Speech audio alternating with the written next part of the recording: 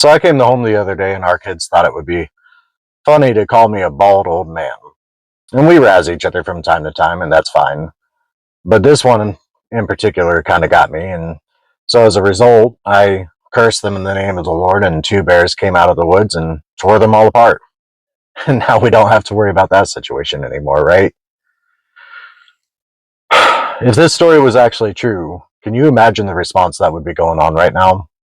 Everybody would be losing their minds, calling police and trying to figure out where I was at in order to find my children and, of course, bring me to justice, especially if I was on here bragging about it.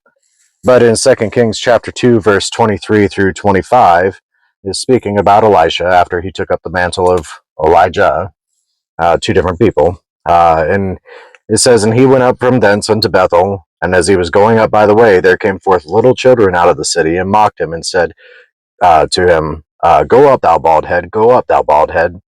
And he turned back and looked on them, and cursed them in the name of the Lord. And there came forth two she-bears out of the wood, and tare 42 children of them. And he went from thence to Mount Carmel, and from thence he returned to Samaria."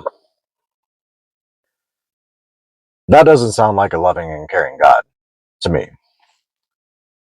And I've got plenty more examples of this, but let's compare and contrast a little bit. In Mark 9, verse 36 through 37, it says, "And he took a child and set him in the midst of them. And when he had taken him in his arms, and said unto them, Whosoever shall receive one of such children in my name receiveth me. And whoever shall receive me receiveth not me, but him that sent me." So that, I don't think it can get any clearer than that. That despite what the children did to Elisha, his response was completely unjustified.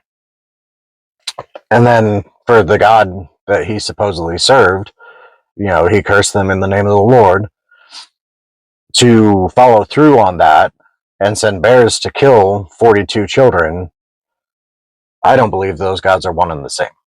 I have many more examples of this, but I'm already running out of time, so I'm going to wrap this up here. But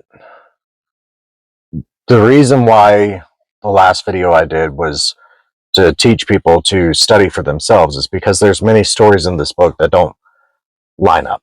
I do believe there's one true God, and I do believe his fingerprints are all throughout the Bible, in the Old Testament, New Testament, it doesn't matter. There are signs, but I do believe we've been misguided and misled. And in order to rightly divide the word of truth, we need to do our own studying. I'll see you guys in the next one.